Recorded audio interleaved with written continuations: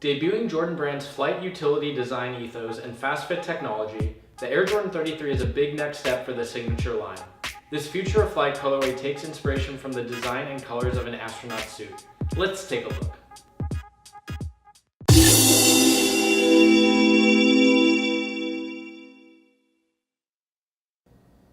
Hey all, what is up? Reese here, and I've got a brand new sneaker pickup to show you. What we're looking at today is the Air Jordan 33 in the white, metallic gold, and black Future of Flight or Future Flight colorway. These were released on October 18th, 2018 with a retail price of $175, which is $10 cheaper than last year's Air Jordan 32. While you're watching this video, I'd love for you to leave a comment down below and let me know what you think about this shoe, both the overall model and also how this colorway stacks up for you against the other colorways we've seen previewed so far. If you enjoy this video, don't forget to hit that thumbs up button, and finally, if you're new to my channel, make sure to subscribe to stay up to date with all of my latest videos. When Jordan Brand introduced this silhouette at the end of September, they talked about it a lot in the context of their new flight utility design ethos. This is basically their new framework or design language for producing products in the Jordan line, both apparel and shoes, and the goal is to balance paying tribute to the heritage and the DNA of Jordan Brand while really focusing on the technology aspect of their products and really kind of pushing the boundaries with innovation. It's a mindset where function should inspire form and not the other way around. One of the ways that they talked about that a lot, one of the ways that they kind of took inspiration for that was actually from the design of spacesuits. When people think of astronauts, for a lot of people, the kind of image that you conjure is those iconic white suits that were popularized during the space race in the 1960s. And beyond just being easily recognizable, there was a lot that went into the design of those that was really purpose-driven. Every little bit of material, every feature had an important purpose. And it was important not only that they were there, but also that they were easy to use and easy to understand. So you would even sometimes see instructions built into the gear just so there was no ambiguity about how to use it. It's some of those things that have inspired both this shoe, some of the other things that they've unveiled recently, and will hopefully continue to inspire the brand going forward. Speaking of spacesuits, that's where the inspiration for this particular colorway comes from. We see a fairly simple contrasting black and white look with some nice hits of red and metallic gold throughout. This is just a great looking silhouette, and for me, this colorway is easily the most captivating of what we've seen so far, both because of that storytelling aspect, but I also just think that these look really good. Now, this is the initial release colorway, at least here in the US. The kind of black-based tech pack version did release at the beginning of the month in Asia, but here in the US, this was our first chance to grab the 33, and I'm really excited to have these in hand and kind of see them and explore them a little bit. Now, to be honest, I'm going to be wearing these casually. I think it's a great design. It's got more of that utilitarian look, but that's something that I enjoy. And to be honest, I don't play basketball enough to need another shoe to add to the rotation. But with that said, I'm really excited to hear how these end up playing for people, especially over the long term. As far as the design is concerned, starting with the Air Jordan 31, Jordan Brand has been going back 30 years to kind of draw from the original Air Jordan shoes. So with the 31, we saw inspiration from the Air Jordan 1. With the 32, we saw inspiration from the Air Jordan 2. And that continues here, drawing some inspiration from the Air Jordan 3. It's a bit more subtle. The 32 especially was very overt in kind of the overall shape and look. The Air Jordan 2 was a pretty unique looking shoe, and same goes for the 32. Here, this definitely stands on its own, but we do still see some elements pulled from the 33. Some of the key ones are this kind of panel here at the back. It's got the same shape where it kind of crests and then dips down around the heel. I'm really glad that although they brought that shape over, they left the elephant print off. I'm okay with some of the colorways down the road featuring an elephant print. I just am glad they didn't set that precedent where it had to have it on every version, because that does help these kind of stand apart a little bit more. Some of the other features include the giant Jumpman stitched into the tongue. The Jumpman was first introduced on the Air Jordan 3, and it was introduced in a big way, having it over that kind of exaggerated tongue, and so we've got a similar look here. We've also got Nike Air branding at the heel. Again, that's something that was introduced on the Air Jordan 3. We saw it through the Air Jordan 6, and then at that point, the Nike branding got a lot more minimal until the late 90s when Jordan Brand became its own entity, and we actually completely stopped seeing that altogether. Back with the 31, then we did see the swoosh return, and then we see that here again. Now, it's interesting to note, especially in the context of Air Jordans, Nike Air branding has normally accompanied that visible Air unit, which is Air Max or Max Air. In this case, we don't actually have that type of cushioning even present. It's Zoom cushioning or Zoom Air cushioning. So it still is a Nike technology. It still is an Air technology. It's just interesting to see Nike Air packaged alongside of that. One final and important bit of inspiration that's drawn from the Air Jordan 3 is this window into the FastFit system on the bottom of the shoe. With the Air Jordan 3, you saw the introduction of the visible air unit on an Air Jordan signature shoe. It wasn't the very first visible air bubble, but it was the first on a Jordan shoe. And that was a really interesting way to actually show off the technology of the shoe. Just like right here, you can actually see the FastFit mechanism. Now, of course, it's a little bit different because when you're actually wearing these, no one's gonna see the bottom of the shoe, but it does make sense for how this works and how big it is. That was kind of the only place they could do it and still draw that inspiration. Speaking of FastFit, of course, that's where the innovation side of that flight utility design ethos really comes into this model. It's the biggest advancement for this shoe. It's also one of the biggest question marks for people. But at the end of the day, it's a really interesting leap for Jordan brand. It's exciting to see a brand this big trying something completely new. Hopefully it succeeds. Of course, we don't know for sure that it will, but it'll be really interesting to see how this kind of plays out over the course of the year. Now, the whole idea behind this FastFit system is that it completely gets rid of normal laces and gives you a new way to kind of get the lockdown and the fit that you need with this shoe.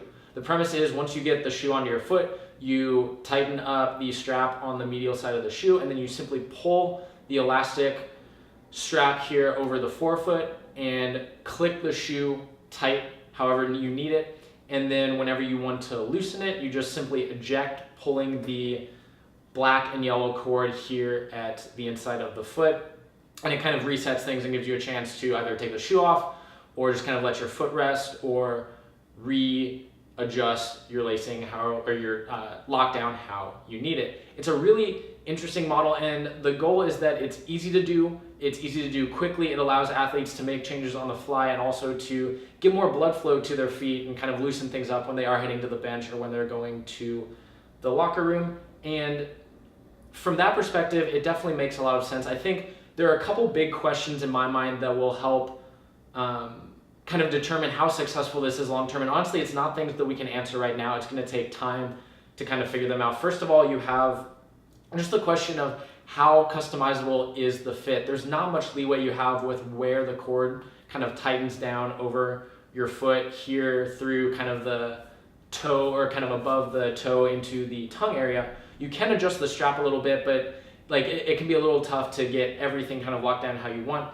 So it'll be interesting to see if people are able to get kind of the fit that they need. The really big question that everyone has though is the question of durability. Now this uses parachute grade paracord for the strand, and so just simply snapping that shouldn't be a concern, but there are a lot of moving parts here, and so the question is, will this last over time? Of course, Jordan Brand did plenty of wear testing. They tried different versions of this system just to make it as durable and as efficient as possible, but once it's out in the real world at scale, there are going to be issues, and so I think it'll be really interesting to see how that all kind of plays out. And going along with that, I think there are a lot of these questions that need to be answered to determine if this is actually going to be a long-term feasible technology. It's cool that they were able to implement it and do it in like a manual way where you're still doing the adjustment. It's not magic like with the Hyper Adapt or some like Nike Mag concept. It's something where you're still kind of able to have the control, but it just tries to do a lot of that for you and makes it easy. So I think,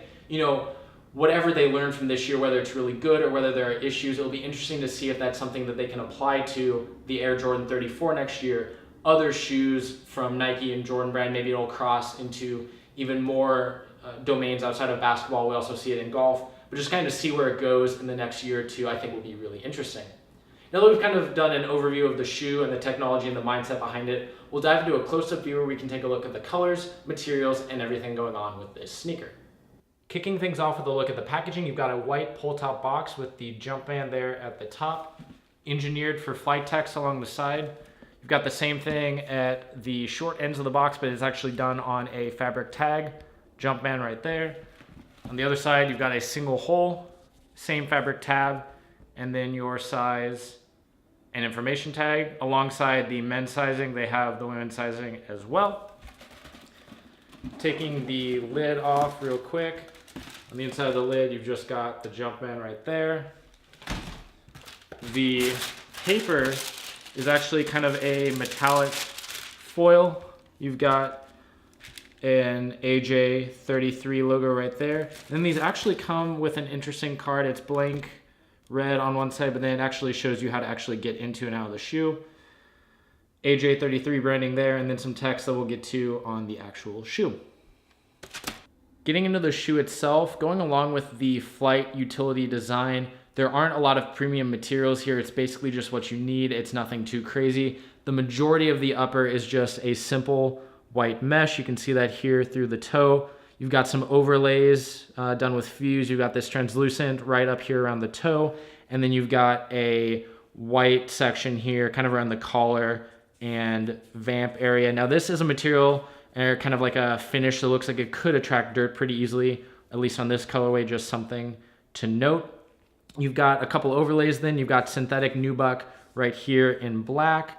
You've got that same material on kind of the outside of the tongue with the metallic Jumpman stitched in. At the heel, you've got the same setup, that synthetic nubuck with Nike Air stitched in. Inside of this and inside of that front part of the tongue, you've got a metallic gold synthetic leather that almost has a kind of foil finish.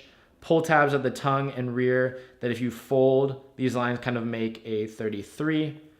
The back of the tongue there, you've got AJ33. Might be hard to see, but the lining of the shoe, or the insole, is red with a black Jumpman. Now, I mentioned kind of the front part of the tongue, so you actually, we'll see when we see the FastFit system, but there's kind of two parts. This first part separates, and then you've got a neoprene secondary tongue that you can just kind of slide your foot into. I've got more neoprene here through kind of the tongue area. There is no separate tongue, of course, but just kind of in that area. Looking at the FastFit system itself, we'll start over here. You've got your strap that has the same text that's on some of the packaging. Reading that quick, it says, AJ33, designed and engineered to the exact specifications for flight. This is kind of the first step of getting the shoe adjusted. So people have talked about the shoe being hard to get on. If you actually get it loosened up though and then open this strap, you can kind of pull this front part of the tongue forward, and then it's pretty easy to slip on. This actually runs kind of across this secondary tongue and then loops back and connects in eventually to the FastFit system. So this strap is actually connected to the cord of the rest of the system. So kind of getting this in place first is a good first step to getting the shoe all sorted out. You've got that cord running through right along here. You've got this metallic stud that's kind of the anchor point, and then it runs through right here and then also over here. Now to actually tighten the shoe, of course, once you've got this strap adjusted, it very helpfully says pull right there on this elastic strap. So you just go ahead, pull, you can hear that clicking, and now this will go back to its same place. It's not like the tighter you have it, the more floppy this is, and that tightens everything down through here. To loosen things, you follow the instructions and eject by pulling this black and yellow cord. Now, I've noticed that it's not like this sensation of immediately once you release it. Like you can feel some of the pressure go off, but it's not like incredibly loose. You kind of have to pull right here a little bit, but you can see that comes through, and then you've got plenty of space to work with. Looking at the midsole, you've got Phylon, you've got a white section and then a black section with some red detailing. There's also this interesting kind of jeweled piece right here with 10 lines. No one really seems to know what that's for. I'm assuming it's a storytelling piece. If you know what that is, definitely leave a comment down below. A lot of black here on the inside. Now the cushioning setup here, you basically have what Jordan Brand calls their flight speed plate. In this case, it's a new version. It uses the same carbon fiber approach that we get on the Zoom Vaporfly 4%. So you have that plate, and then below it, you have Zoom air units. If we actually flip to the outsole, this colorway has a translucent outsole, and so you can actually see they outlined where the airbags are in red. So you got a large volume unit up here and a double stacked hex unit back here at the heel. Both of these are unlocked, which means they're not glued into place so that they can kind of move with you. You've got these little nubs on the translucent traction pattern. And then finally, Again, here is that flight speed window. You can see the cord, you've got a gold Jumpman.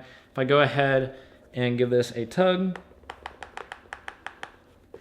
it might have been hard to see, but you can actually see it doing things under there. So yeah, with all that said, I know this is gonna be a longer review. There was a lot to go over. I really wanted to go through kind of the story behind this shoe before we actually got into this close-up view. If you haven't already, be sure to leave your thoughts down below. Let me know if you have any other questions or anything I might have missed in this review. But with all that said, thank you so much for watching and have a great day.